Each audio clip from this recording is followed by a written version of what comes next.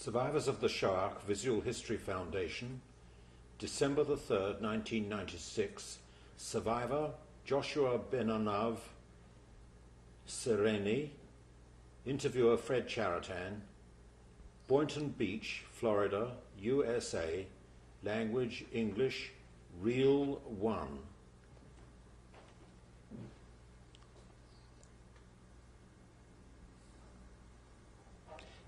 My name is Fred Charatan.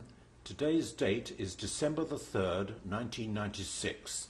I am conducting an interview with survivor Joshua Benanav. The interview is being conducted in Boynton Beach, Florida, USA, in English.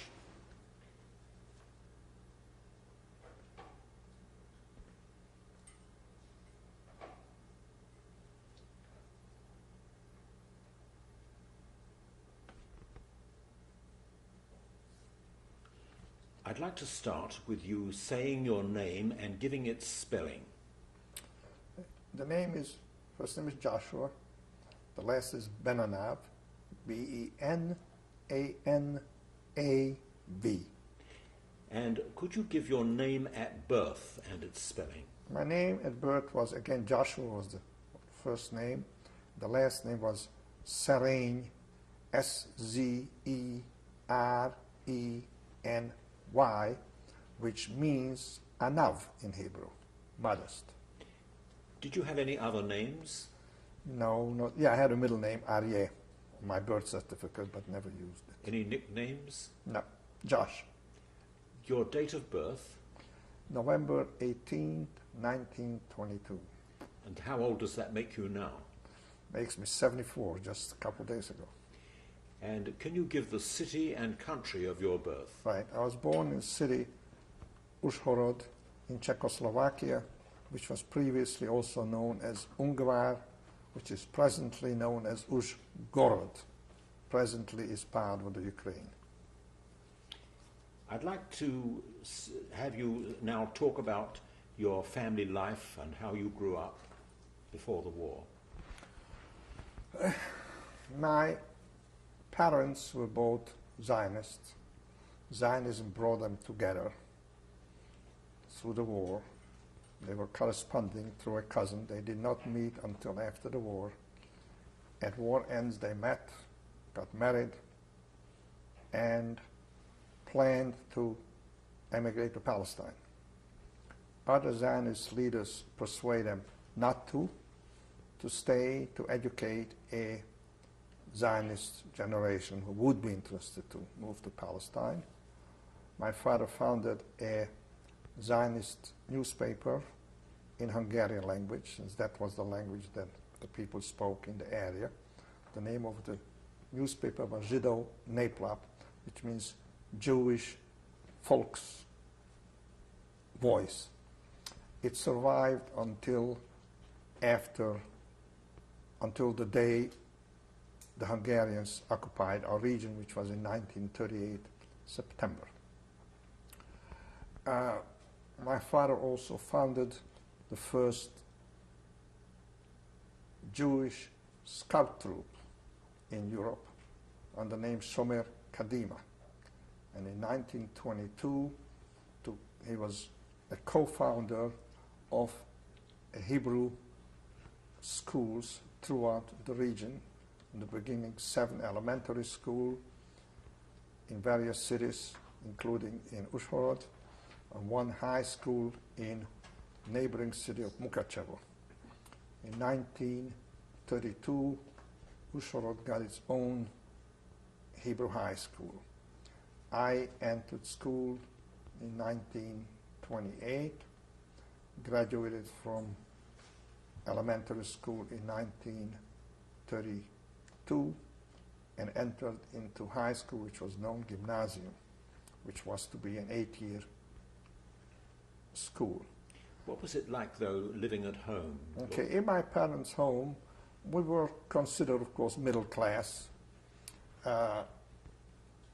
Judaism was observed more for the purpose of being Jewish. The Zionist use their own synagogue. I have never been in my life in the big synagogues of the town. The synagogue was in the Hebrew school, in the auditorium of the Hebrew school. Services were held Friday night, Saturdays, and the high holidays, and of course all other holidays. I did go with my father every Friday, every Saturday, and all holidays to the temple. All our friends belong to that temple. As a matter of fact, usually my father and a friend of his were also the Baal Tefillah, especially in high holidays. Both of them had very good voices, and they carried on. They even created their own liturgy, means their own nigun, not using very much the traditional nigun. I also was exposed to quite a number of Jewish leaders from around the world that came to our region. They all wound up in our home. Even Wedgwood from England, Jabotinsky, who was the only world Zionist leader who came to our town, although it was a very Zionist town. He was at your home? Yes. My father was one of the original founder of the revisionist movements, and his newspaper became later as a organ, not an official organ of the party, but he represented the revisionist movement in a number of Zionist Congress, as well as later the new Zionist organization it was founded. My father also was member of the city council, and I think there's a peculiarity about this city, which later affected our life somewhat. According to the minority rights in Czechoslovakia, every minority that had 21% was entitled to minority rights. In census of 1922, most Jews growing up under Hungarian regime still consider themselves Hungarian. By the 1932 census, the Jews were already well aware of their Jewishness, and the majority of the Jews in town declared themselves as Jews. As a result, the Jews were entitled to the minority rights. My father introduced a resolution, it was adopted. Hebrew became one of the official languages of the town, replacing the Hungarian language. At that point, when you walk to the city hall, the signs from the mayor's office to wipe your feet were in Czech, Ruthenian, and Hebrew. In 1938, when the Hungarians came to us, the first week, they waved the papers. You are the ones who created this. And my father was arrested right away. And then from then on until deportation, he was arrested, let out, arrested, and so forth. So was harassed right from beginning until the end of deportation. Who actually lived in your home? I only had one sister born in 1932. Mm-hmm. So basically my father, mother, and from 1932 my sister. I had a grandmother that lived in town, my father's mother. My grandfather died in 1927 or so. And how large was your home? Pardon? What was the size of your home? We did not own our own home. We lived in a rental place. Was that an apartment? Until I was 10 years old, it was a house without modern amenities yet at the time, no indoor plumbing and so forth. Then in 1932, we moved to an apartment, which was in a modern home with indoor plumbing, bathrooms, etc., etc. Did you have a telephone? Yes, we did. A telephone, of course. My father is a newspaper editor. And a radio? Had a telephone, yes, and even a typewriter. The typewriter takes a later interesting part of my years in camp.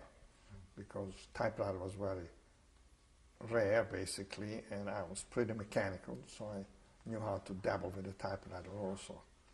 So we had a tremendous library in the home. My father, with my mother, I spoke originally German until 1932 when Hitler came to power, when my mother says no more German. With my father, I mostly spoke Hebrew, especially from later years when I already went to school. As a matter of fact, we children in school were not permitted to speak any other language but Hebrew, even on the street between ourselves.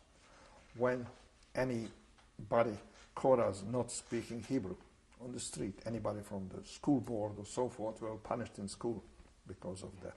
What about anti-Semitism in Uzhhorod? There was no visual anti-Semitism in Uzhhorod. The population, by and large, were Greek Orthodox and not Catholics. My experience is basically that the Catholic nations were anti-Semitic. The Greek Rites Orthodox were not murderous anti-Semitic.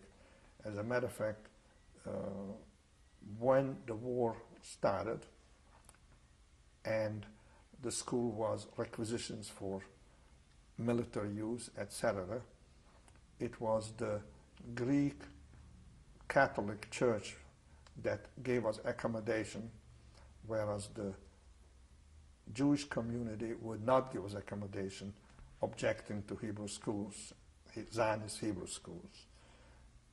Even when the Germans came in, which was in March of 1944, they arrested 100 Jews and demanded $2 million ransom. The Jews couldn't come up with the money. And the bishop of the Greek Catholic Church, Stoika, paid from the church's coffer $800,000 to make up the $2 million. This bishop, by the way, when the Russian army came in and Russian occupied it, he was, in quotation, killed by a truck. Truck ran him over in the city. Of course, we know that there was not an accident. So anti-Semitism was not very prevalent, not official or not so. My father was very good friends with the governor, with the senators. As a matter of fact, the governor had every year a party for dignitaries, and my father was representing the Jewish community basically, and had special kosher food just for that. Did your father speak about his experiences in the First World War? Yes, he did.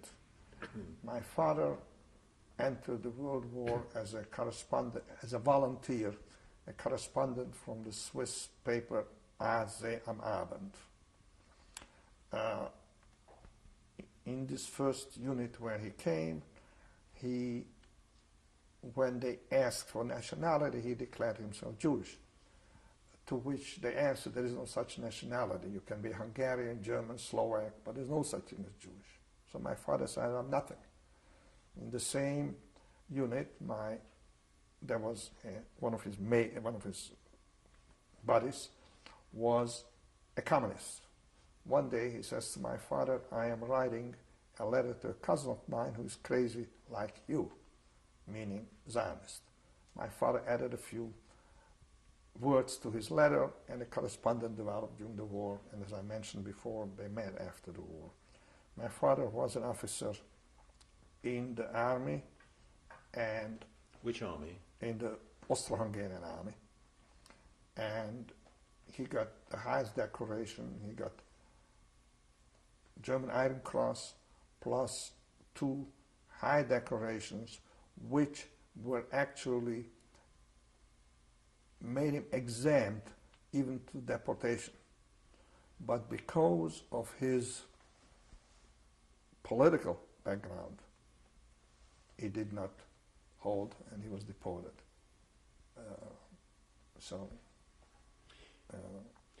Growing up as a child, what was the atmosphere at home like? Happy? It was Jewish, Zionist atmosphere, of course. My father visited Palestine twice. 1932, 1933. As a matter of fact, he was probably one of the pioneers of organizing illegal immigration to Israel.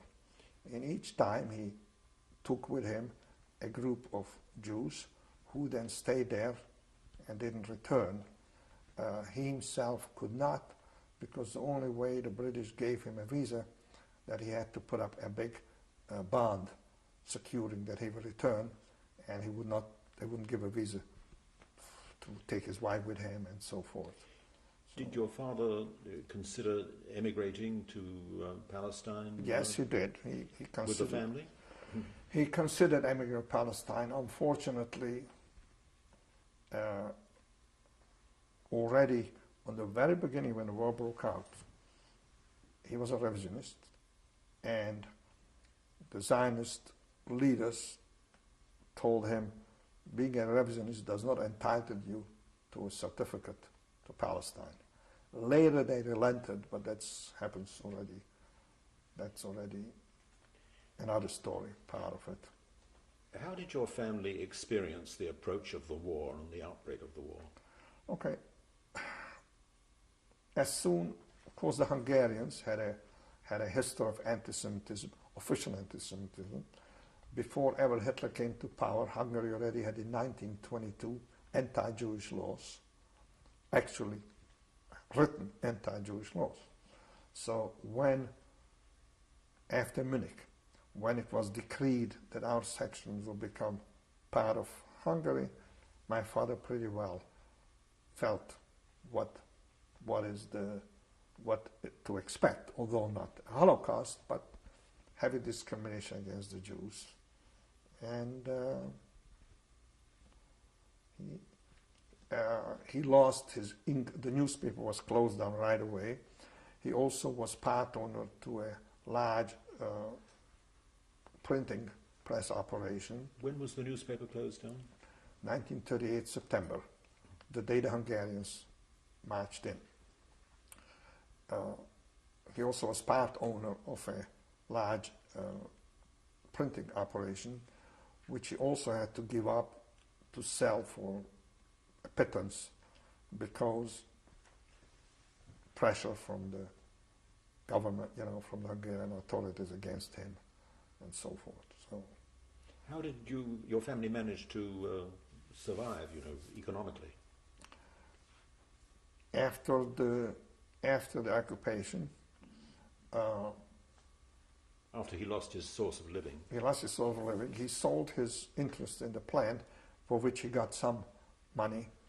And my grandfather, my maternal side, had some money in Budapest, Hungary, which was administered by a son-in-law of his, by my mother's sister, husband. So he was sending us from that money every month, additional money. So we kind of managed to do it, not on the scale we used before, but we did it. And subsequently, I worked, and my income also supplemented that income. What kind of work did you do? Now, I graduated from when Czechoslovakia disbanded, and the Hungarians came to us or occupied us. That was 1938. I was in sixth grade of gymnasium, which would be equivalent here to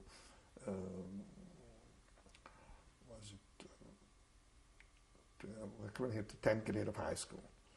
So the school, the Hebrew school, still was permitted to exist. As a matter of fact, they expelled the Jews from the state schools, and the Hebrew school absorbed them. Although we had teachers from Palestine that left, we had other teachers that left, so they were replaced with Jewish teachers from Hungary, very high caliber teachers.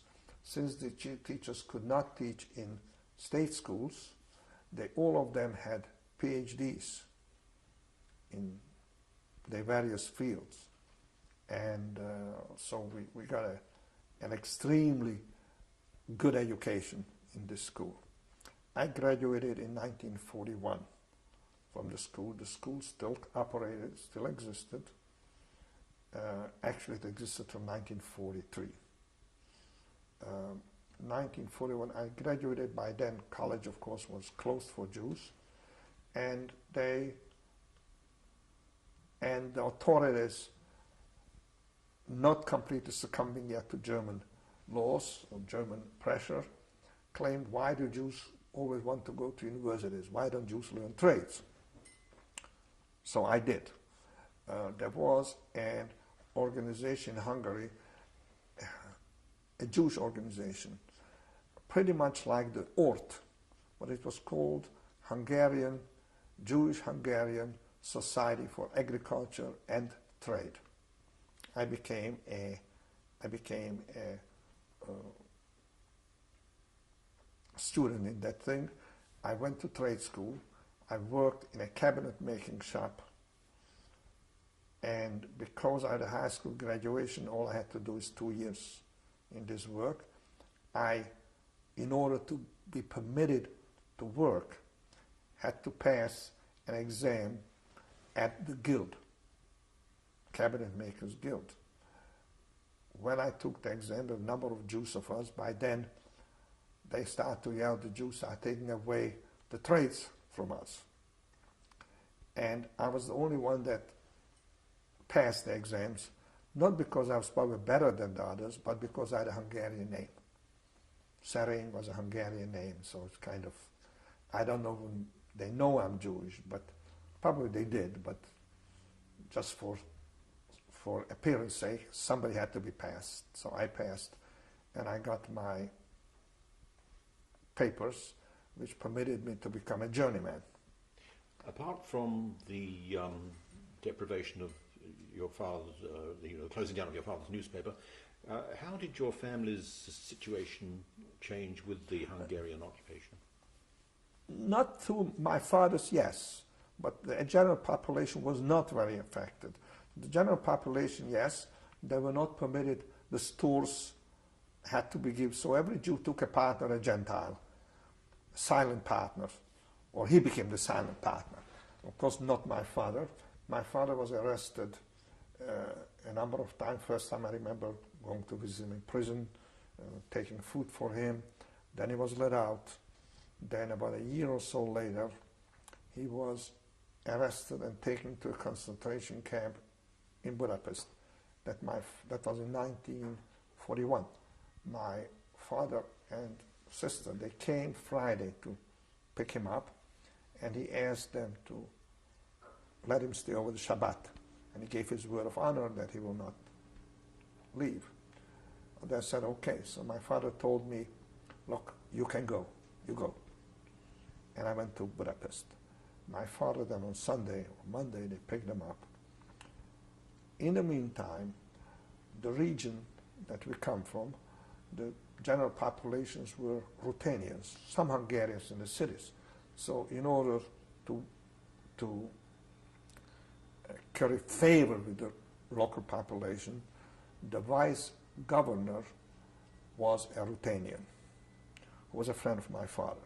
He used to call up my father to his office, close the door, and always ask him, what are the real news? Because they did not know the real news. While they took my father to Budapest, on the train from Budapest, he met this vice governor, who then intervened on his behalf, and they returned him from the concentration camp. How was he treated during that period? In reality, I just want to add one thing. Would have stayed in concentration camp, he probably would have survived. Because those that stayed in concentration camp in Budapest survived.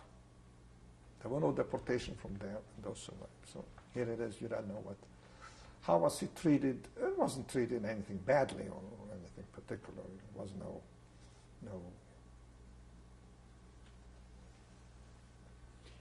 How was your mother managing all this time? My mother, as again, fairly, she again knew all the time that we are in for bad times. My mother was also a very intelligent woman, well-read, of course, growing up or living in the house of my father where all the news came. before the war, and we knew more about Germany, what's happening in Germany, than general population knew, even before that, maybe from the time of Hitler's coming to power. And so she coped. She coped. Were you permitted to retain your radio and telephone? Subsequently not. Not the radios. The radios, when by 1939 or so, all radios had to be turned in. But there were radios available. We were able to listen to the BBC radio. I think the radios were turned in only late, somewhere maybe in 41 or 42. After you graduated from the trade school, did you go to work then? Yes, I did go to work. This happened at the trade school in Budapest. I came back to my town, where I went to work for a large cabinet making operation, who happened to be Ruthenian. Again, was a quite friend of my father. So, I did fairly decent there, and I made money which supplemented then the family income as well. What period were you working? That was 1940, middle 1942 to mid 43, until I was going then to labor camp.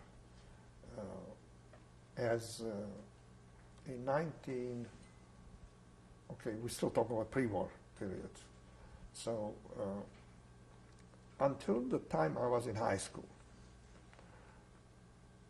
we did not experience any specific personal difficulties.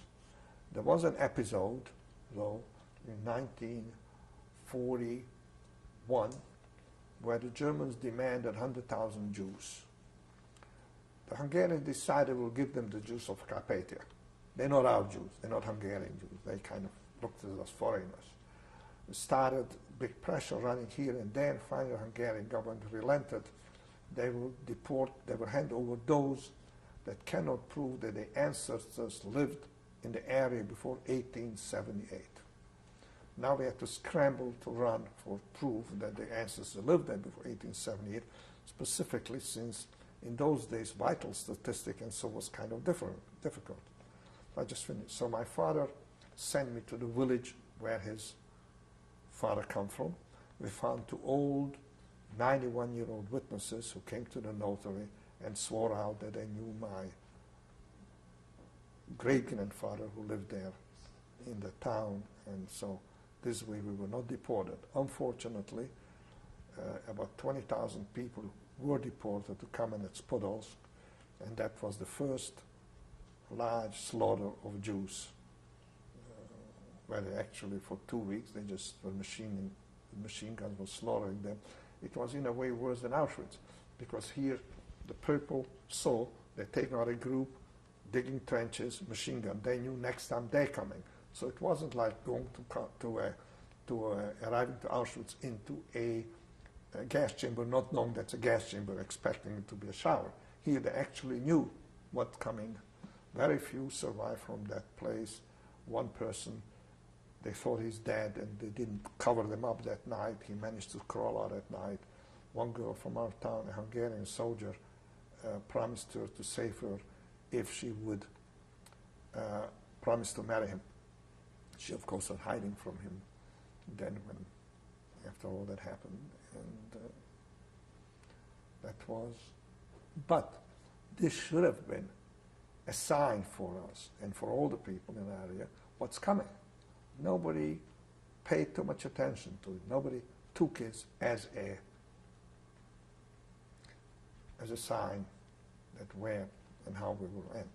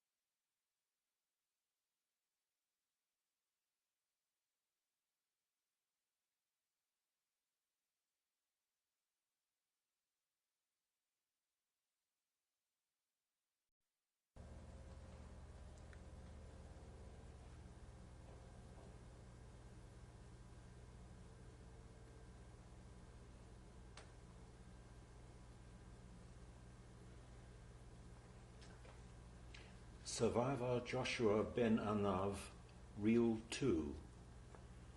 What happened then after the massacre at Kamenets-Podolsky?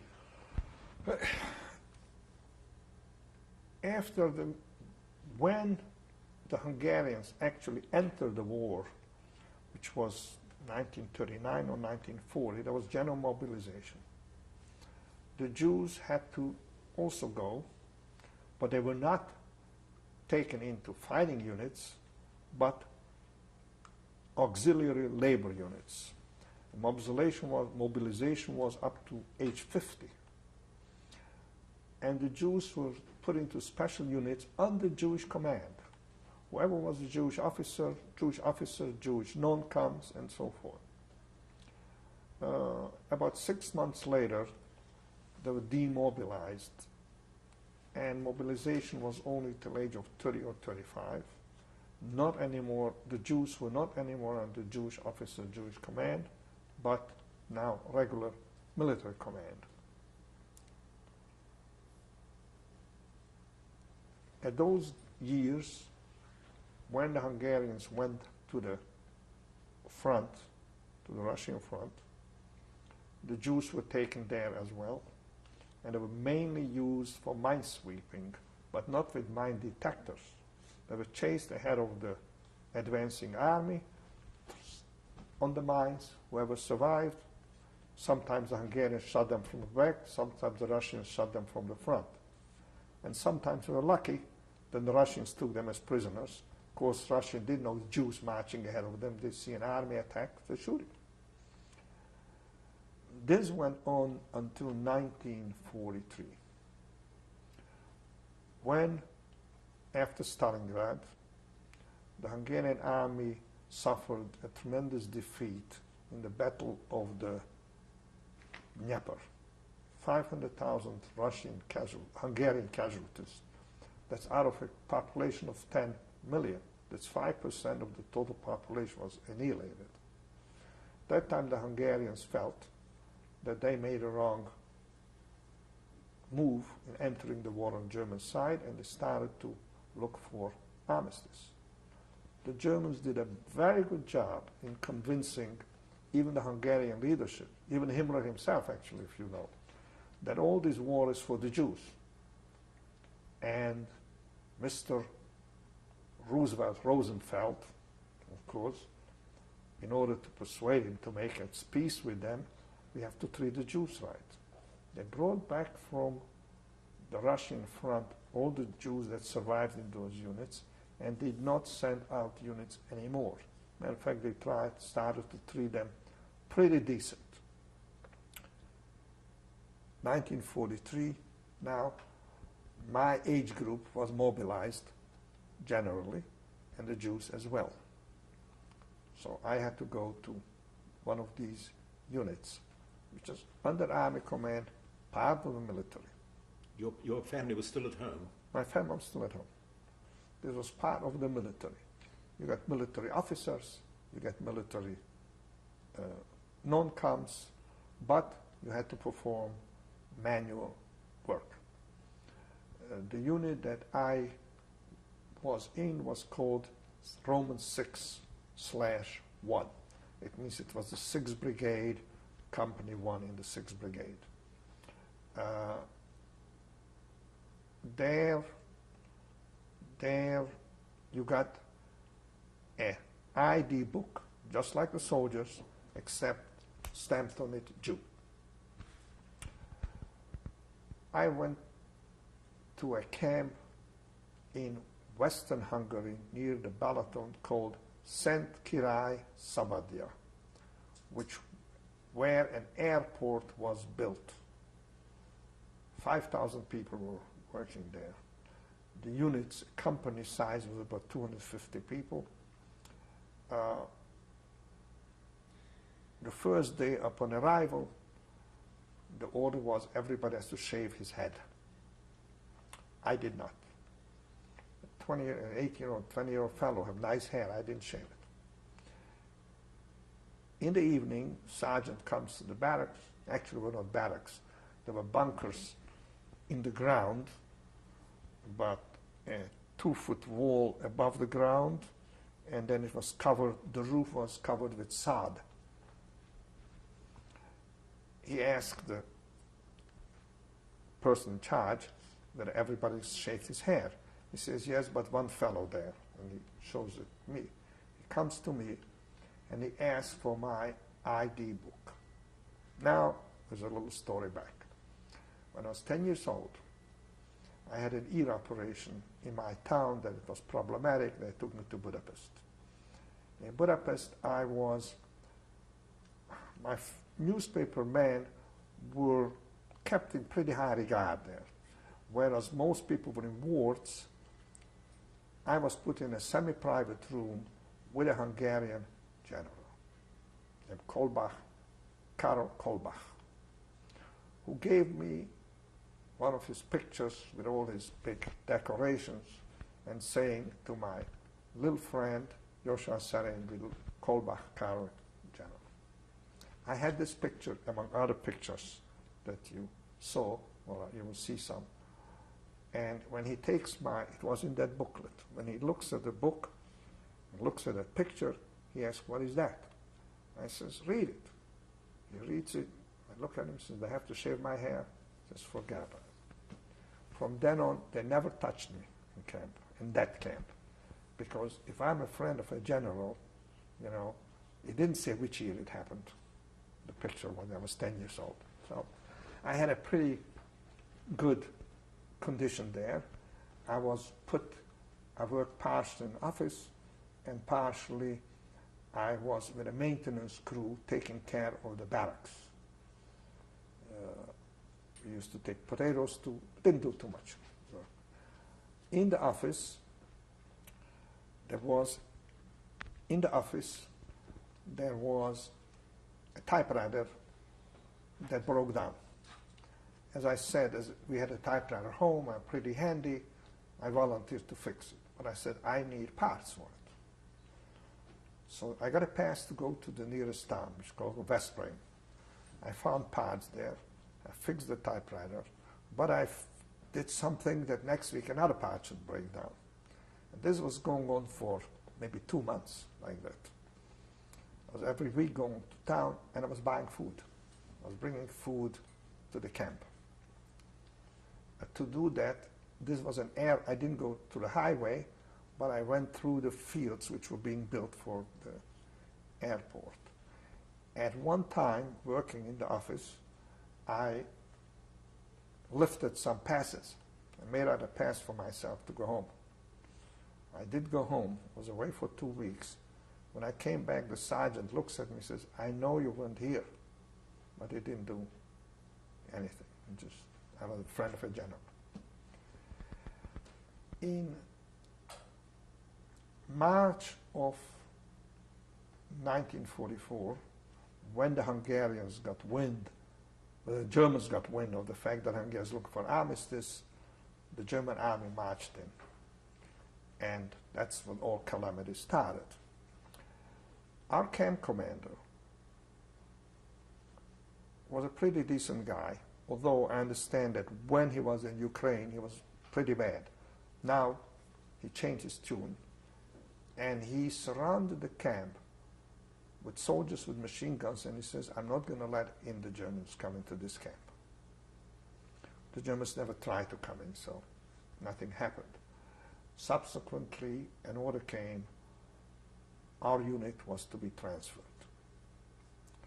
We were transferred to Transylvania, to a sawmill.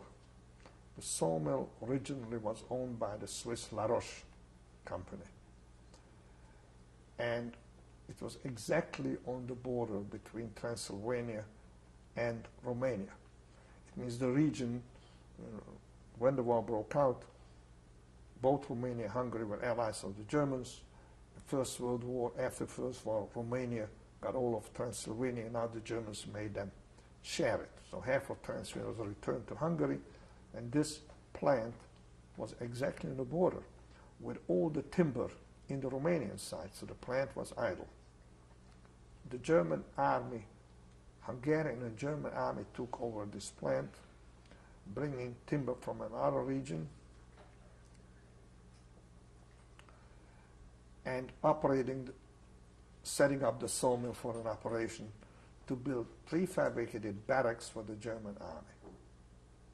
It was 250 of us. The plant was to be operated partially by civilian, but the heavy work to be done by us. When we got to the camp, at the entrance there was a Hungarian hussar. Hungarian hussars were the elite group, red bridges and high boots. Everyone got a kick in his rear.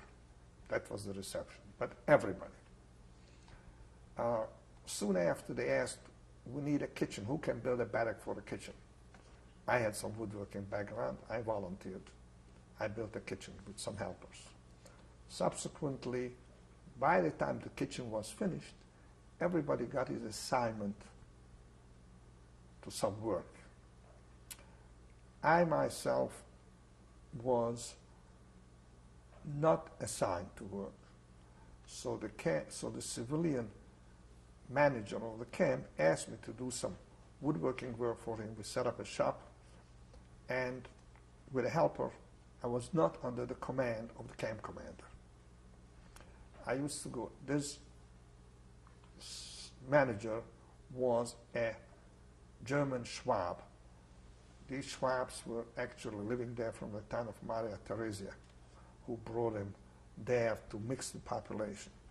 I used to go to his home every day, listen to the BBC radio. Every day I was at his home, so I knew what's going on in the world. By now it was already 44 May. As a matter of fact, the train that we were coming with to this camp, the engineer said after he's delivering us, he's going to our town, to Ungvar, to bring the Jews, to carry them into the Danube region. The subterfuge was, at the time, that we're taking you inland, since the Russian front is closing on, and you're not reliable people. Anyhow, so I was now in this camp, and subsequently I was an assistant to this plant manager.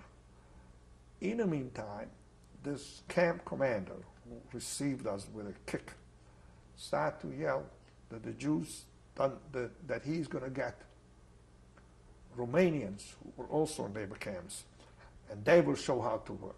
He brings 250 Romanians. After a week he says, one Jew is worth more than all the 250 Romanians. Jews from now on don't do any more physical work. Jews will only do clerical work and so forth, keep tab on what's doing.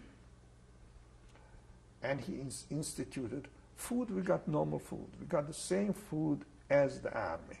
But now instituted 10 o'clock a roll. We had breakfast. Our breakfast normally consisted of half a loaf of bread and black coffee. Now 10 o'clock they brought us a roll. We had our own bakery. We set up a bakery. Noontime we always had meat with yellow peas or green peas. Evening we got a bowl of yellow peas or green peas. If it was green peas in the noon, then it was yellow peas at night. But it was quite edible food. The kitchen was manned. As a matter of fact, next to us there was a camp of a German Air Force for whom we're supposed to build these barracks. One day they brought us half a horse. They felt sorry for us, thinking we have no food, but we did, and nobody wanted to eat the horse meat, so we buried it. And we didn't tell them we don't need it. The German commander was a German Luftwaffe captain named Werner.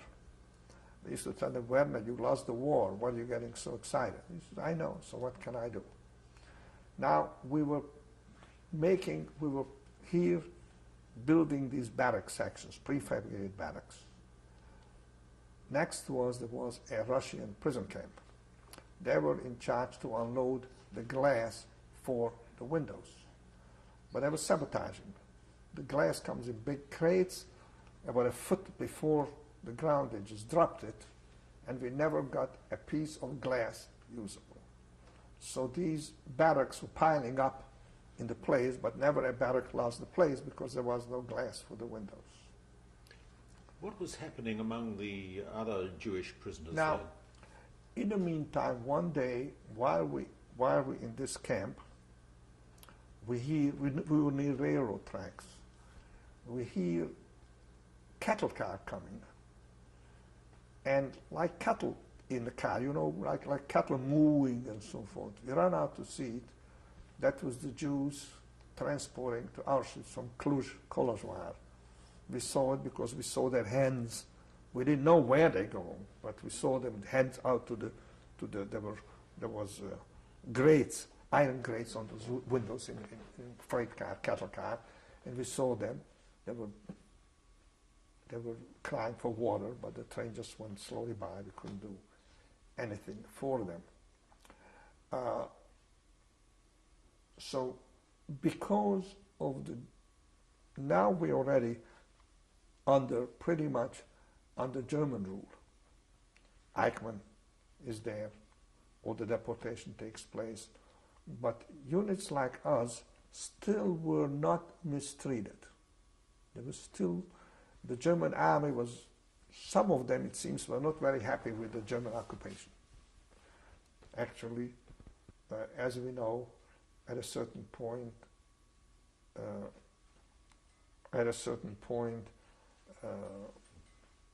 there was not the army headquarters, but state troopers or gendarmes take over pretty much the rule. And at this point, the camps start to they start to liquidate these camps, and they were marching them. There were no trains anymore. They were marching them westward toward Austria, really to Mauthausen, as we found out later. We didn't know. Our camp is being closed, and we are marched. In the meantime,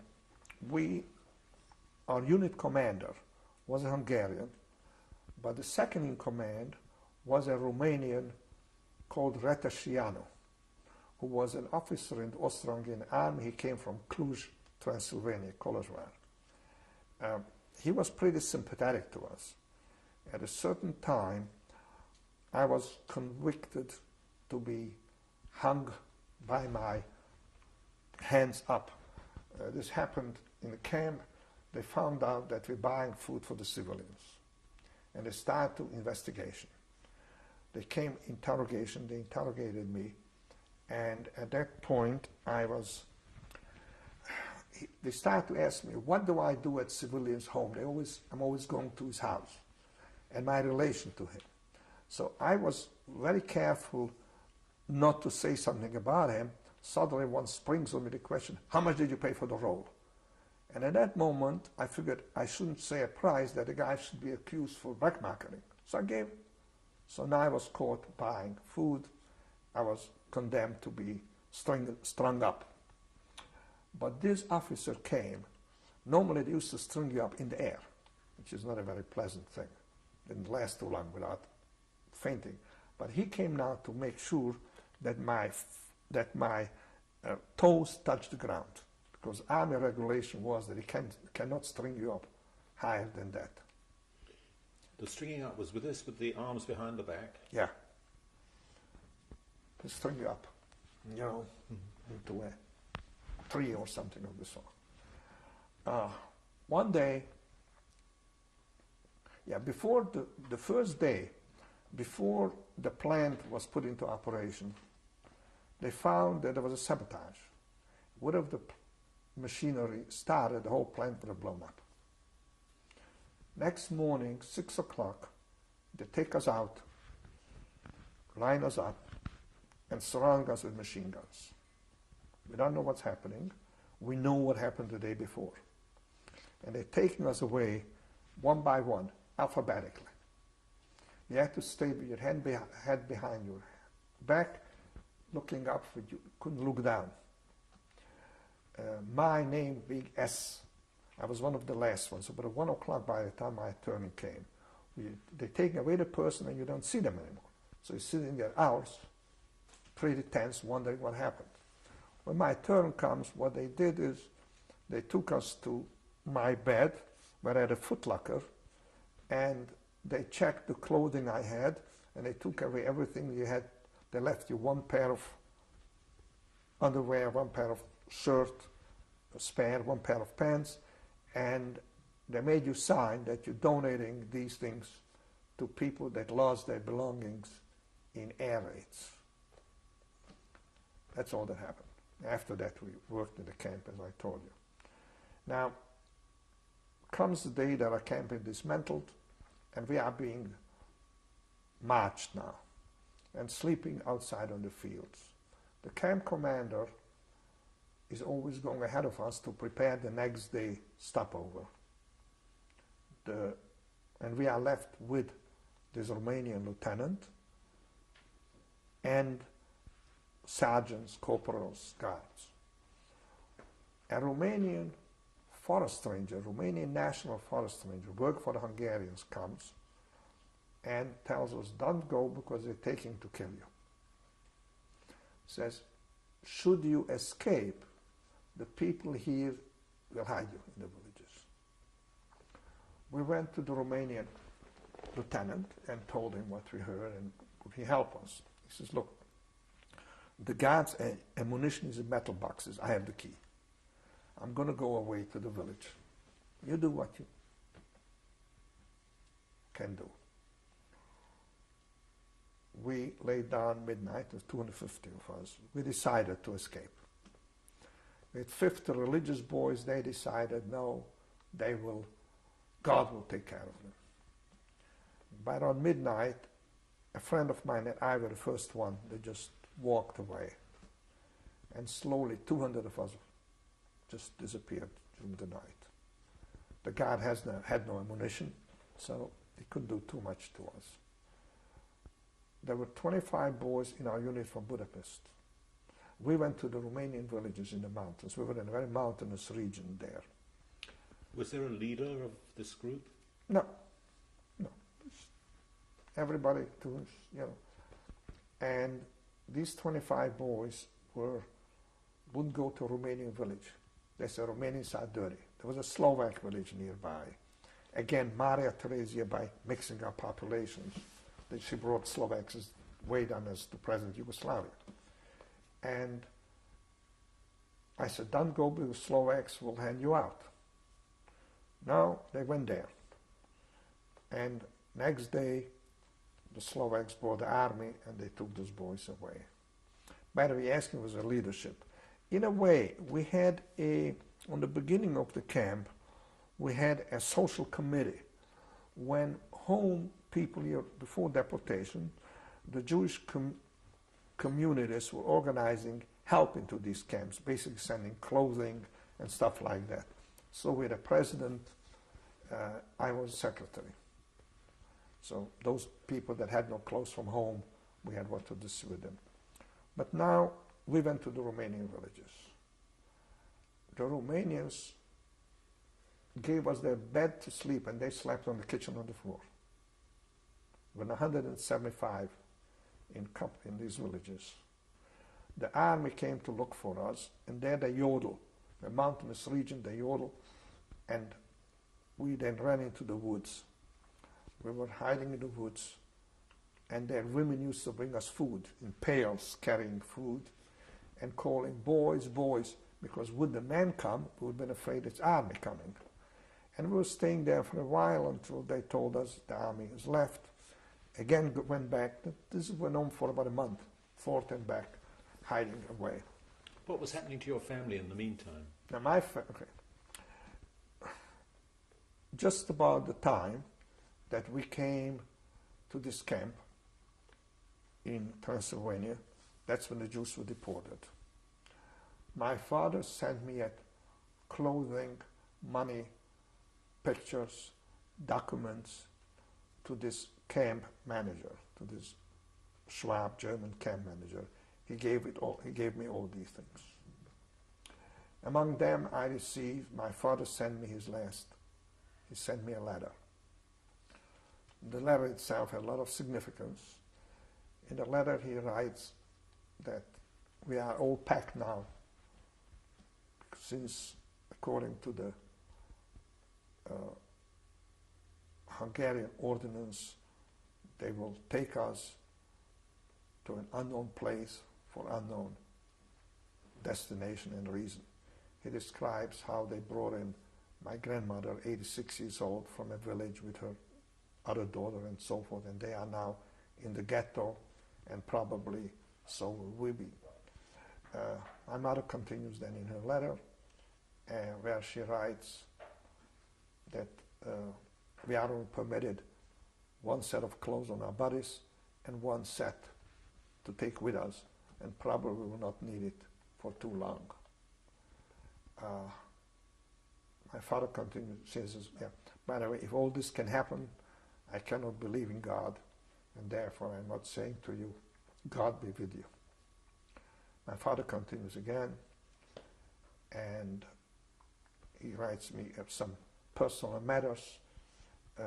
He at the time had a book in print, and he said the book, it was in print, part of it was printed, so take it to if you have to publish it, if there will be for whom after the war, if we perish.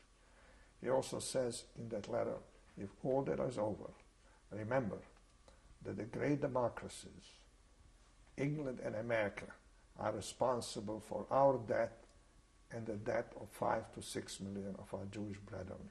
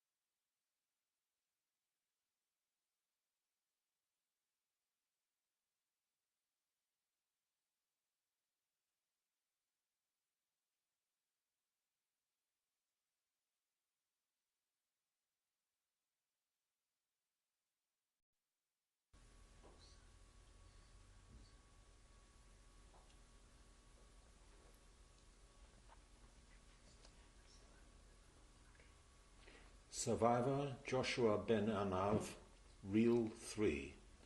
You were speaking about your father's last letter. Yes, I continue in the letter. He also tells me, don't mourn, don't despair, perhaps we will survive. And if we will not survive, we have to die somehow, so this happens somewhat sooner. He also tells me, he takes, interesting enough, for granted the fact that I will survive. He doesn't even doubt that.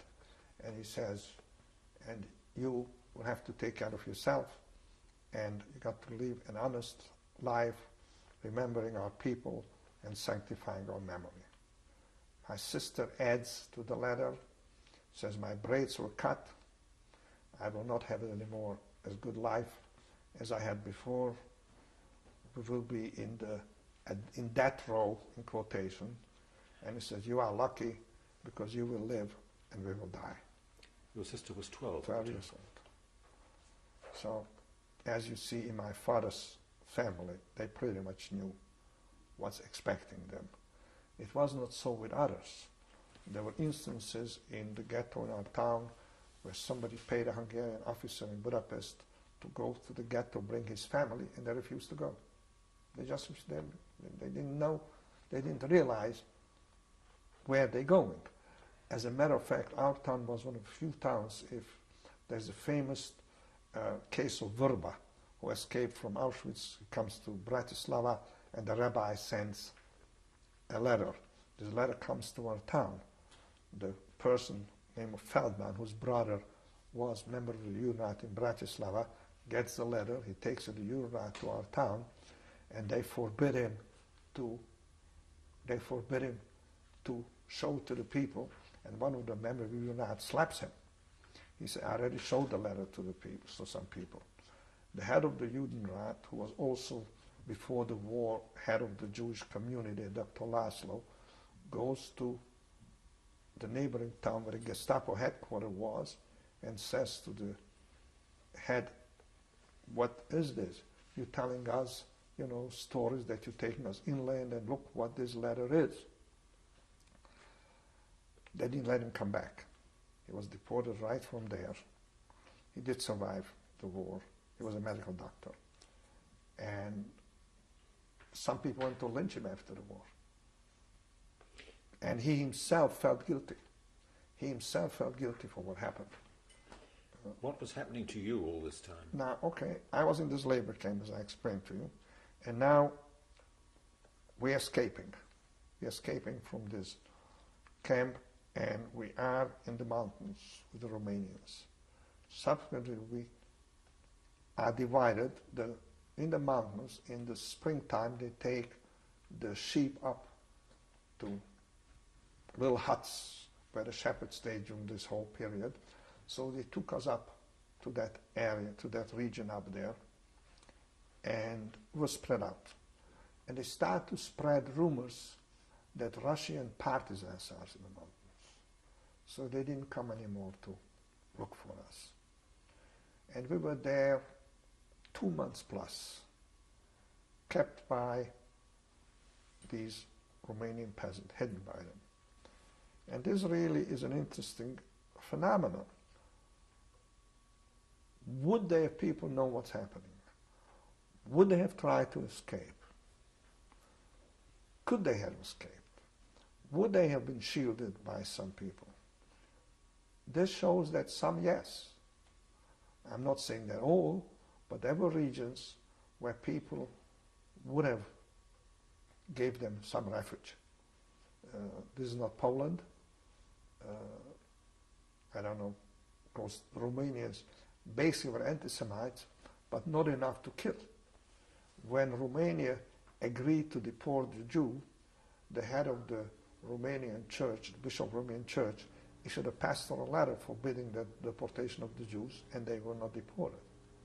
So these people somehow, I don't know, they took the risk themselves, because would they have been caught, they've been also in trouble, and they kept us there without money. We had no money to give them. We had nothing to give them. And the other one, they even fed us for a number of months. Subsequently, a Romanian comes to us and says, Romania asked for armistice. The Russian army is now in Romania, which is, we were nearby, says they crossed the hills. If you want, I will take you over there. We were in a group where 5 of us were together. We go all night, it takes us over. Naturally, I expect the first Russian soldiers I will find, I'll fall on his neck. He's my liberator. And finally, we get to this little village house where there's a Russian tank, and the peasant says, these are Russians already. So we go into the house. There are 2 Russian soldiers holding on to a shirt. One is pulling, and the other one is pulling. And one says to the "Я тебя застрелю, I'll shoot you." And I says, well, come on, fellows, let's go. Just start to shoot here, and some of us will get it. We continue out, and we see thousands of Russian soldiers marching. The whole Russian army, thousands of them. At one intersection, there's a captain directing the traffic.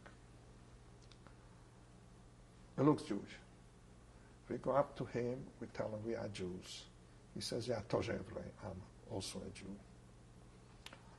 Russian war correspondents come, and we tell them kind of our story. And they point to one of their fellows, he's a Jew too. We ask him, "Are you Jewish?" He says, "No." Then they see this yellow Star of David in front of us. They ask, "What is it?" So before we have a chance of answer, this guy says, "Mogen do it." So naturally he was Jewish. We're still there when one of the fellows that's with me looks at a Russian lieutenant and says, "I know this Russian lieutenant." He says, "How do you know a Russian lieutenant?" I mean, have you been to Russia ever? "I know him." "How can you know a Russian lieutenant?" "I know him." Goes up to him and asks him, "Are you Itzik?" I remember the first name. I remember so-and-so. He says, "Yes." He was one of those in Hungarian labor camp who, when they swept mines, didn't step on a mine. The Hungarians didn't shot him from the back. The Russians didn't stop him from the front. A lot of them joined the Russian army. He helped us then. I got with some clothing.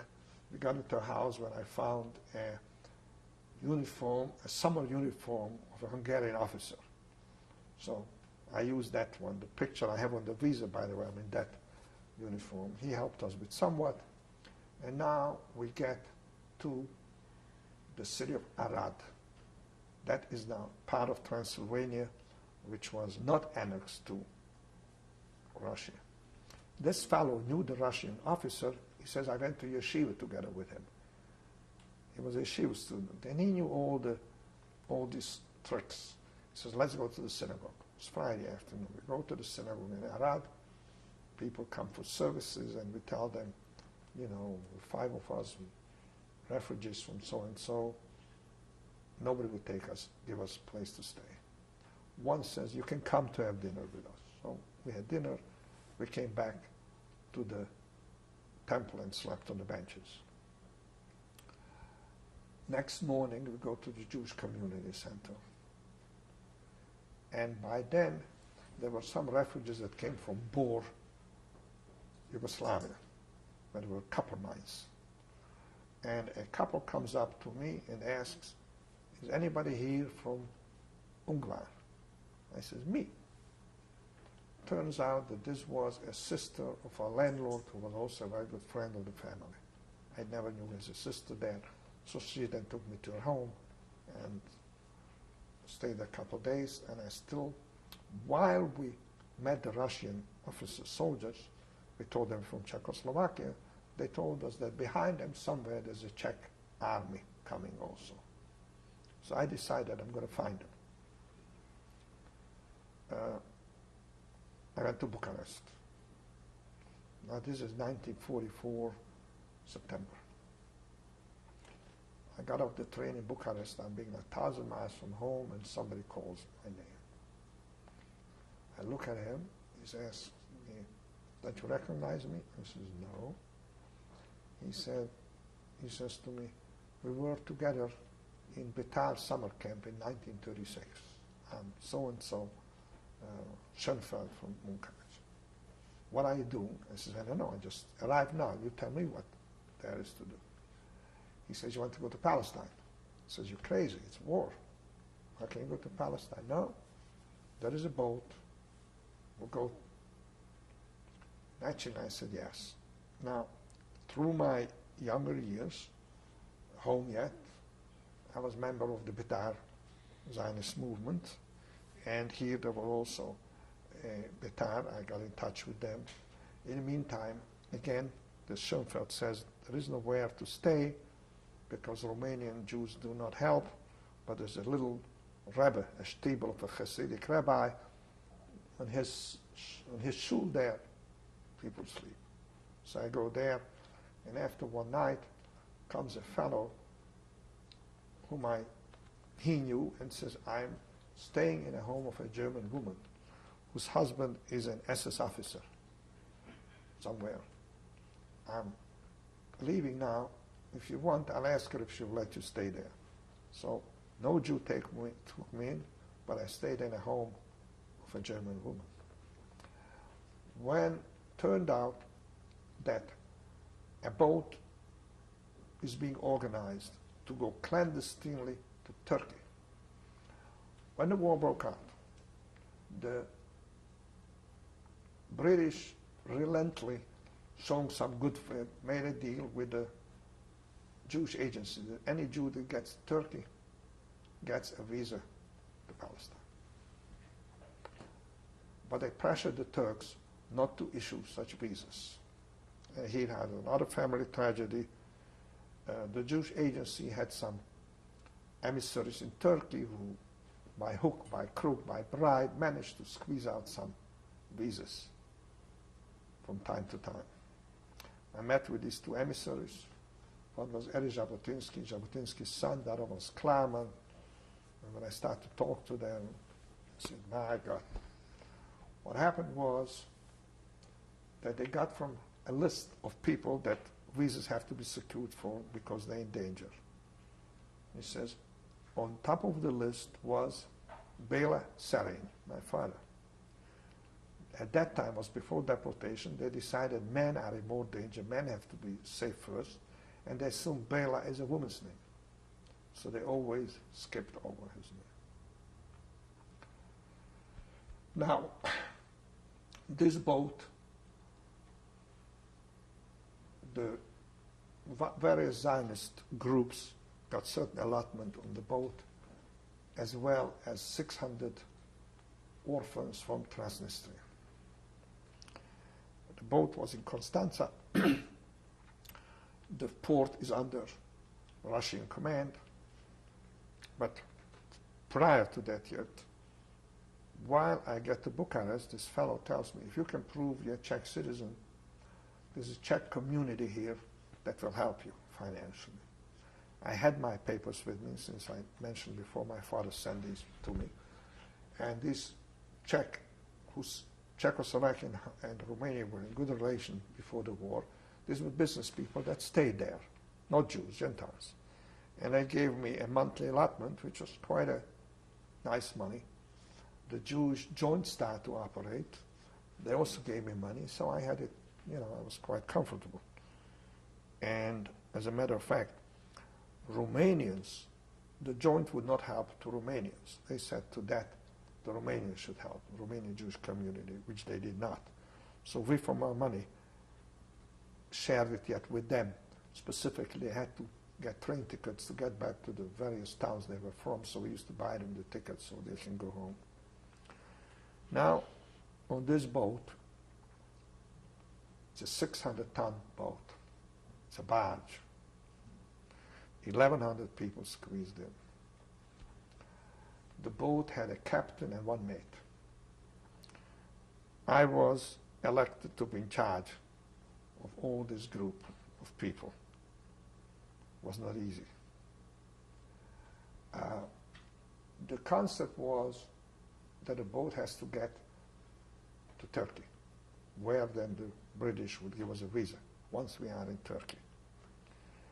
A similar boat left in September with 600 people, and it arrived, it went through. Second boat went in October.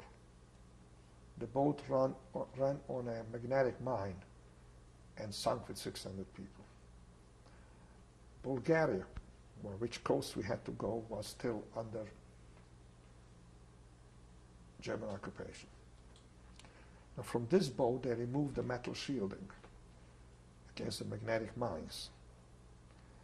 They prepared food for 2 weeks possibly to stay in a boat, but they packed it, bread for 2 weeks, then salami for 2 weeks, then cheese for 2 weeks, then kachkavar for 2 weeks.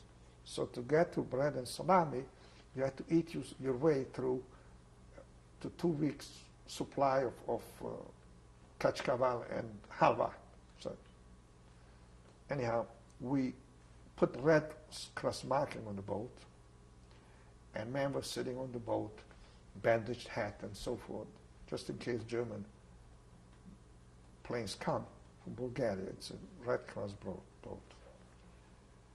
We're in the middle of the sea, and the captain comes to me and says, we're taking on water. We have a leak, because they removed the shielding and the wood was rotten. These people were not easy people. People were survivors who many of them really lived by their wits. Would have known what's happening would be panic. So I took a few boys, we managed to find the leak and stopped it with rags and so forth. We get now to the Turkish territorial waters. The captain knew what to do. He was hired for this. We pull up yellow flags. Means it's quarantine on the boat. But we're staying outside the Turkish territorial waters. The following day, the Turkish court guy was paid off by emissary of Jewish agency, and we slip into the territorial water. the British Army is, the British consulate is notified that 1,100 people in Turkey. They come to the port, they set up desks, and we get visas to Palestine. Get back to the boat. Now we're staying out. The night before, staying in the Bosporus, I walk around the people. It's night, everyone was supposed to be in his bunk. There were bunks, shelves, because that boat was actually originally carrying sheep from the European side of Turkey to the Asiatic side of Turkey. The name of the boat was Toros, by the way, which by itself is bull. And I see a girl standing there. I have a flashlight, I light it to her face, she turns it away, I light her face, she turns it away. So I ask her, why is she here? So she's talking to a girl who was in her shelf, and says she doesn't understand. I said, does she speak Yiddish? No. Does she speak, what does she speak? Romanian and French. She said, I can't speak Romanian and French. She said, why is she here? Why is she not where she's supposed to be? No, she's a brother, and the brother is somewhere she doesn't know where, and the men are along, sleeping around her are fresh. She doesn't want to be there alone. So, okay, tell her, I'll take her to my place, she can have what I'm. So I take her to my place, and she again says, then I hear men, all strange men, I don't want to stay here. So went up to the deck. We're on the deck. In the morning, a group of the various group leaders come, and they say, you know, there are problems there and you disappeared, what's happening? So I says, tell her, I didn't know how to speak to her, tell her to stay here, I'll come later back for her. So there's a girl, Romanian girl, said, no, let her come also. She comes, and they surround us, and they ask her, do you love him? Well, she just met me the evening before, you know, so she says, do you sympathize with him? Yes. They ask me, and you? Yes. So this girl is like that. She has a plate in her hand. She takes the plate, throws it down, and says, you're engaged, mazel tov. So I says, leave her, they're crazy. Now we're back on the boat after the visa. We brought to the Asiatic part of Turkey to a train. We get regular passenger train, and the Turkish army takes us over. And this was the first passenger train to go from Istanbul to Atlit. They just finished that train after after Visha was kicked out of Syria and Lebanon and so forth. I leave room next to me in the train, just in case for this girl. And sure enough, she shows up with her suitcase. So I says, I have a place for you here. One of the fellows with me was a young rabbi who finished the rabbi seminar in Budapest. And after the second day, he says to me, you know, if you want to marry her, I'll perform the wedding. So I asked her for an interpreter. So she says, okay, but only if the rabbi will be here. So they explain her, no, it says 10 people have to be after Romanian. Okay. So sure enough, a ketubah was prepared. And the ketubah says, Friday night, such and such Jewish year, here on the train between Konya and Adana, the groom Yoshua Benanav says to the bride Ava Benanav and so forth and so on. I have that ketubah. But speak, we still didn't know how to speak. In Syria, the French army takes us over and takes us all the way to Beirut. In Beirut, the British take us over and put us into freight trains. It was quite traumatic for some people. They saw, you know, freight trains deporting people and they being put on the same freight trains. The British excuse was a lame one. We don't want the Arabs to see. It doesn't matter if it's freight or a passenger. The Arabs see it anyhow. We were brought to Atlit and we were put in a quarantine camp for 2 weeks. In this camp, it is 1944 December. They were recruiting now for the Jewish brigade. They come also to me. I said, look, I'm a member of Betar. You have representative for every group, but this group, and we are a number from this group, we want to speak to our representative, one of our people.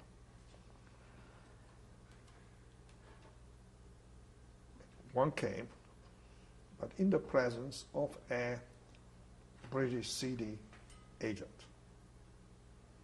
So he says to me that we look favorable upon establishment of the Jewish brigade. It sounded to me like the Balfour Declaration. Its Majesty is looking favorable upon establishment of the Jewish homeland, which means no. That was close to the end of the war already.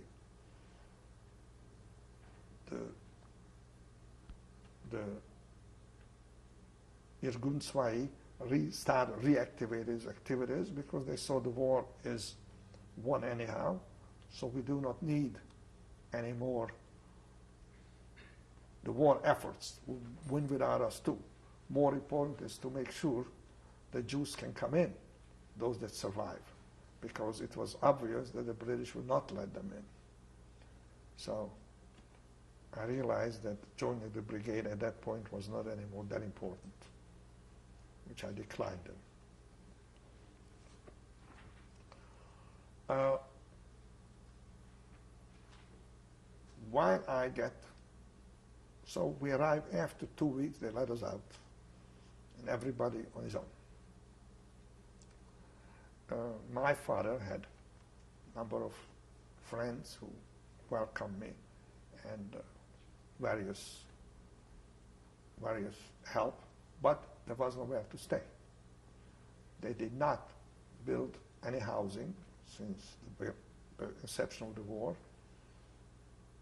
So one of my father's friends tells me that he lives in Bnei Brak, and very close, near his house, there's an insane asylum, private insane asylum, which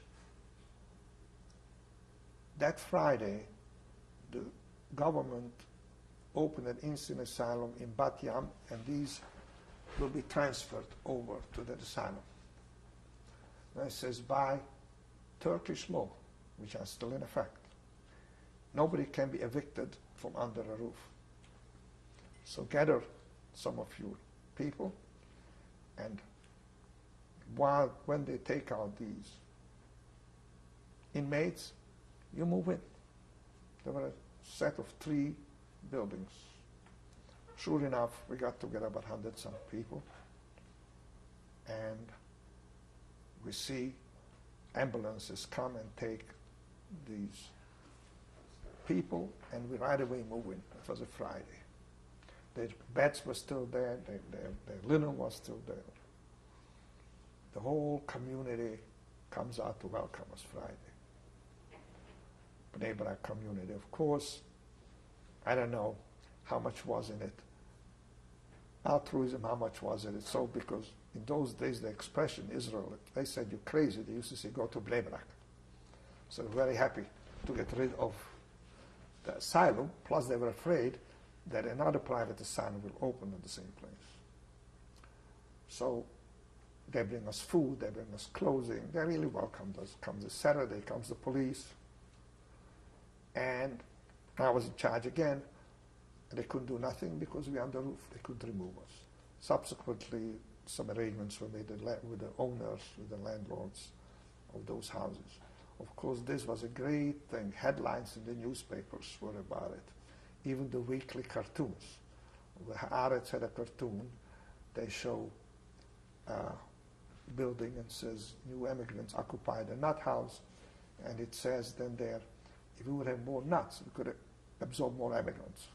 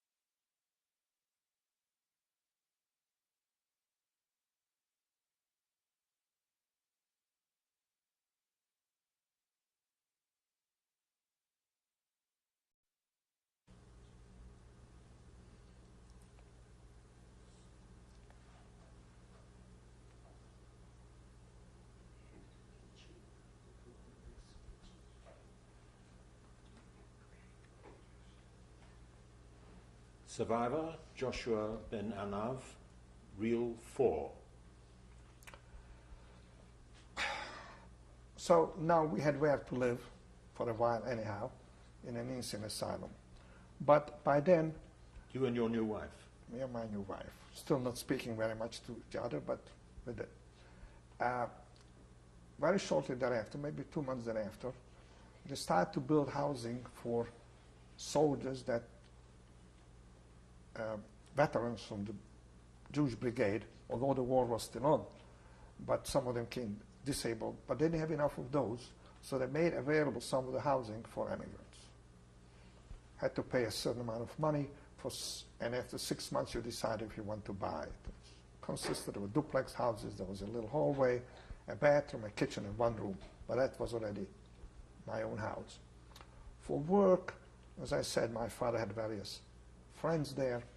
One of them had a small factory where they were making souvenirs, selling to the British Navy, PX, mostly from olive woods. He was telling me that his problem is that he has to buy these things from Arabs, because only Arabs make them. There were boxes and all kind of things like that. And then they put on it designs. He said, if you can make me these boxes, I'll gladly, even. So I did. I set up a shop, made some little machinery, and subsequently I was able to make these cheaper even than the Arabs were selling it. So I had a pretty decent income and life. In the meantime, I joined the underground right on the beginning, and I was quite active in it. At a certain point, for instance, then I moved after the British, when the war ended, these NAFIs and PXs didn't exist too much anymore, so I was manufacturing, I had a toy factory for wooden toys. At a certain point, the British caught a 14-year-old underground board member pasting announcement. He was condemned to 25 lashes. The underground said, should they carry it out, we'll retaliate. They lashed the boys. They caught 3 British officers and lashed them. Pulled out their pants on Dizengoff Square in Tel Aviv and lashed them. That was when Churchill said it was the biggest insult ever to the British Empire, and says, let's get out. But they immediately put a curfew, and they caught 3 boys in a taxi cab with a whip. They were condemned to death. Hostages were caught, and they were hidden in my place, in my toy factory, until the debt was commuted, and these officers were then released, the 3 British officers. Unfortunately, when they took them to release them, these boys, instead to become dressed in work clothes, they came elegantly dressed, loading boxes on a truck. Across the street there was an Arab grocer, because I was on a board of Arab Jaffa in Tel Aviv. He put 2 and 2 together, and I saw his face.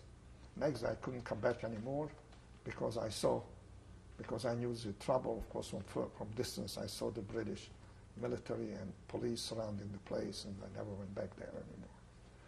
Then I opened another place, and we built a bunker there to print the underground's newspaper, and it was printed there until the State of Israel came into being. The State of Israel was established. I joined the army, and very shortly thereafter, and I became an officer, started as a 2nd lieutenant, and subsequently I wound up in the Armored Brigade under command of Chaim Bar-Lev and Rabin. When I wanted to leave the army, when my year was demobilized, by then Moshe Dayan was the commander. He persuaded me to stay another 2 years, and I stayed in the army another 2 years. I left the army and I came to the United States for some business dealings. While in the United States, I saw here a certain car manufactured which seemed to be very suitable for third world countries, which Israel was a third world country at the time. And I went to the Minister of Transportation, whom I knew from before, from my underground time. There was Moshe Sapir, used to be the mayor of Petah Tikva. And with his blessing, I came here to work on that deal. It didn't work out because the deal was we had to buy some parts here, and with the American permission, we could produce additional parts. In Israel, the Israeli partner was British firm Chetwood. Sent a counter proposal that Israelis can manufacture any part they want upon giving notice to the Americans. The Americans didn't want to deal with it. Then we found out there was a Chrysler automobile manufactured in the United States which was discontinued. The Jewish agency was negotiating to transfer the plant to Israel, but for some reason they stopped. I got in touch with them and a deal was made to move the plant to Israel. From Time magazine to other papers and big headlines about it, Wall Street firm were underwriting the finances, and the company was by then owned by General Tires, and they agreed for 50% of the stock to transfer the whole operation to Israel. Unfortunately, during the negotiations, they forgot to notify the man who was in charge of all this equipment in Marion, Ohio, and it was sold as scrap iron. And the whole thing ended and collapsed there. I was in the United States at the time, so I thought, okay, I'll stay here. Most of these expenses were for my own money. I said I'll stay here for another 2-3 years and save a little money to go back. By the time I saved a little money, that money didn't mean too much in Israel. Meantime, 2 sons were born here. 2 sons were born in Israel prior to that. Your wife was here with you then? Pardon? Your wife was here with you? My wife was here for a year and a half. My wife was here with me. After coming to the United States for that business trip, second business trip, I said if I have to stay more than a month, then I will, she can come and just to visit, which I did. The children were left home, and for 1.5 years the children were home. One boy was 9 and one was 2. And we always going back. Then we stayed here until we got permission to bring them. So finally we did. I had experience, as I said, in woodworking. I had experience in prefabricated barracks, and a brother of an Israeli friend of mine who was a manufacturer here suggested we go into business, which we did. What year was that? In 1957. We started manufacture prefabricated homes. You were already established here as an immigrant then? Yes. Yeah. We started to manufacture prefabricated homes. Then he got out of it. He didn't want to go that deep in. And I became, at a certain time, probably the largest manufactured prefabricated home in the United States, or on the way to it. But the whole industry collapsed subsequently for various reasons, really for technical reasons. Every town has its different type of laws, and it was all the companies that were in business at my time, they were all gone. Where were you living then? I lived at the time in Westchester, New York, in Yonkers, New York. At that time, the industry collapsed. Slowly, they were replaced by new laws, and the trailer manufacturers got into it by manufacturing now better homes than the trailers. They manufactured homes really up to better homes than even the custom-built homes up north, which were all made of wood. So I got just involved in land developing and building. In Westchester? In Westchester, New York, yes. And that I did until about 1976, 78. In the meantime, while I was manufacturing prefabricated homes, I was approached from Ghana to help them to set up a manufacturing home industry, because prior to that, in 1960, I exported some of them to Uganda before Idi Amin. I got to Ghana and Nigeria, and although nothing came of these houses, because whenever you made a deal, the head of state lost his head. So you always had to deal with new people. But I got involved with local companies, and I was more or less working with them, building some homes in Nigeria, acting for them as a consultant in their various businesses, setting up a daily newspaper in Nigeria, helping establish a Sheraton hotel in Nigeria, and so forth. Subsequently, Sheraton asked me to try to help them to set up some other places in Europe. We worked in it for a number of years, specifically Hungary, Czechoslovakia, but nothing came of it at that point. Did your business activities interfere much with your relationships with your sons? No, I traveled a lot, so I spent a lot of time away from home, especially the last 10 years. So, I didn't have too much choice, right?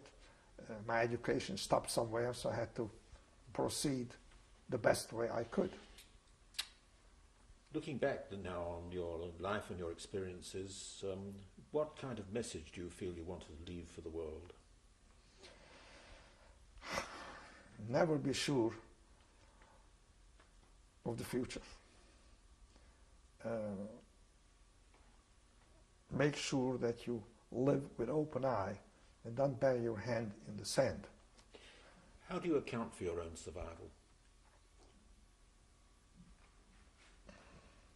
There are debates about it, whether it meant you had to have the will to survive, or was it really by just some quirk chance? I would say it was by chance.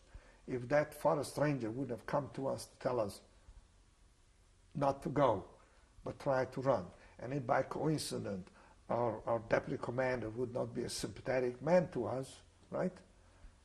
Question, most of these units were marched to Mauthausen and never came out of there. As closer they were located to the Austrian border, that's how less likely it was that they survived.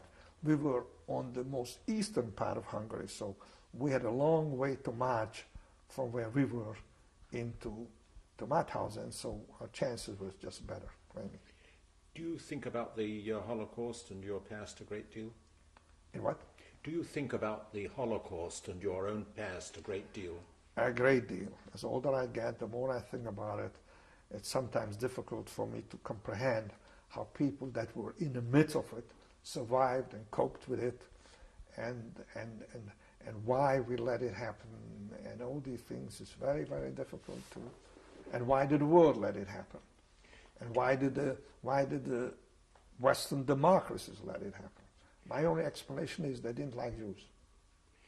Do you dream about the Holocaust? Yes, I do. I do. I have visions. Mainly my main vision is the last minute when my mother and sister, before the gas chambers, what were they feeling, what they did, how they did it. About my father's death, as I told you, he survived to pretty late time in Mauthausen, where one day they were unloading some breads for the German guard, and one of his fellow inmates, also from our town, stole half a bread. The German thought my father did it, and they beat him to death. He never opened his mouth to say, I didn't do it, he did it. Because probably he felt, they kill me anyhow, and they kill him also. Unfortunately, that person didn't survive on that either. So. What effect have your experiences had upon your philosophical and religious outlook? It definitely had effect on my religious outlook, right? As some people came out religious, some people came the other way around, right? I said, if there is a God who can permit it all to happen, then he's a very cruel God. If he couldn't help it, then what kind of a God he is? Though I consider myself Jewish, I consider it very important for me to be Jewish, very important for my children and grandchildren to be Jewish. I fight for it, because I say, my parents died for the fact they're being Jewish. generations before they died Jewish. And Jewish for me is not a religion only. I happened to grow up in a milieu where Jews were more considered a nationality than a religion. So the concept for me that you can be a Jew without specifically observing or without even specifically believing in a God that the Jews, I can be a Jew very comfortably. For me, Jew is a history. For me, the Jew is a culture. For me, Jew is a moral life, not necessarily a religion per se. This picture, oh, sorry. This picture is, can I go? Yes. This picture of my father from the First World War, it is dated December 13, 1916, and he's here in the Signal Corps and is commander of this unit as a captain. It also shows his decorations, which is the German Iron Cross, plus 2 other high decorations, which actually would have exempt him from being deported, but for his political connections or political activities.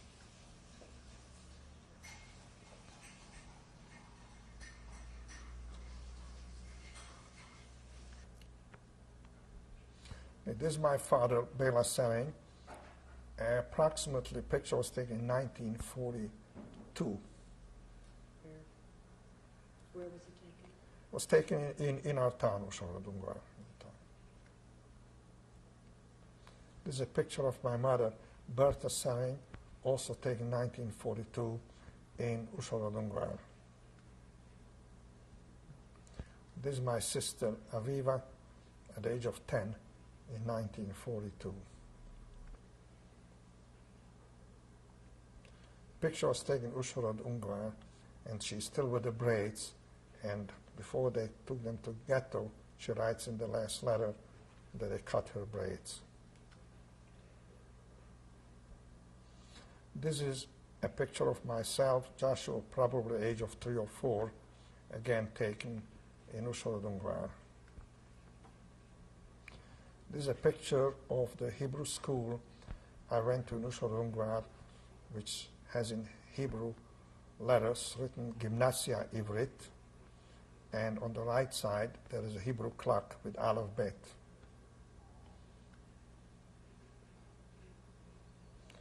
This is a picture of my class in 1937, the last year during the Czechoslovakian Republic. Half of them survived, half of them did not. Where are you? It was taken in Uzhhorod, and I'm in the second row from top, the second from the left, looking down.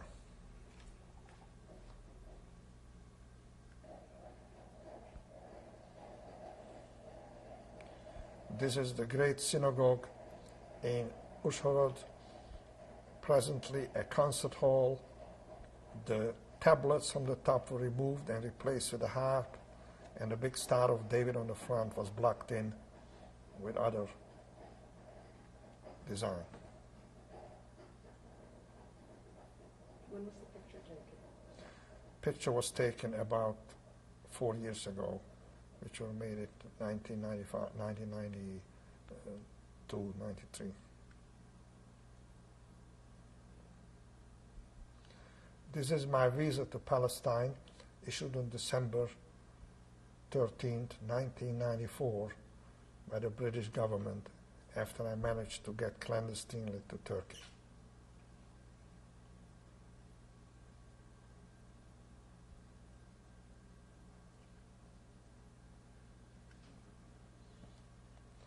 This picture is from 1947. It's of myself, my wife Aviva, and my son Gidon, was born in 1945. So he was here about 2 years plus. Where was this taken? It was taken in Ramat Gan, Israel. And who is this? This is myself, Joshua Benanav, in 1949 as a lieutenant, second lieutenant in the Israeli army.